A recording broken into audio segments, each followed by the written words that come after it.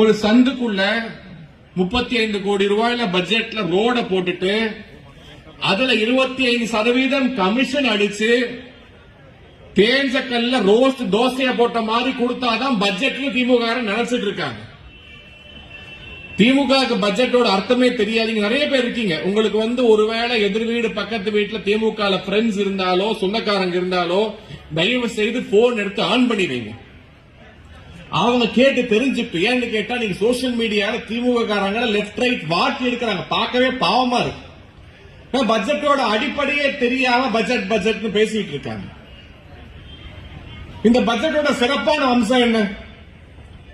12 லட்சம் ரூபாய் வரை சம்பாதிப்பவர்களுக்கு டாக்ஸ் கிடையாது என்பதுதான் மிக சிறப்பான விஷயம்.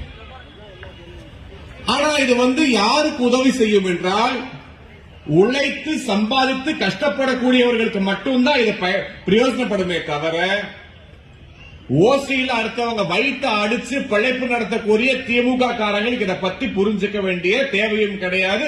புரியும் என்று நினைத்தால் நமக்கு தான் அதை முட்டாள்தனம். அதை பத்தி அவங்களால புரிஞ்சுக்க முடியாது.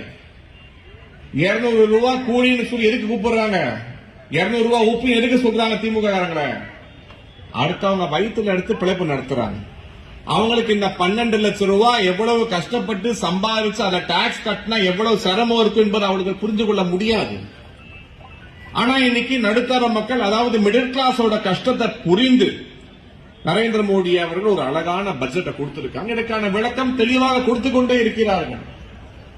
எத்தனையோ விஷயங்களை பட்ஜெட்ல கொடுத்திருக்காங்க. இன்னும் சொல்ல போனால் தமிழ்நாட்டுக்கு இந்த நிதியாண்டுக்கு 52,000 கோடி ரூபாய் மத்திய அரசாங்கம் தமிழ்நாட்டுக்கு கொடுத்திருக்காங்க. நான் பத்தி திமுக வாய் திறந்து பேச மாட்டேன். 52,000 கோடி இங்க நீங்க இலவசமா அள்ளி கொடுக்குறீங்க. எப்படி கொடுக்குறீங்க? மத்திய அரசாங்கம் கொடுக்கக்கூடிய நிதியிலிருந்து அந்த ஃபண்ட்ல இருந்து தான் கொடுக்குறீங்க.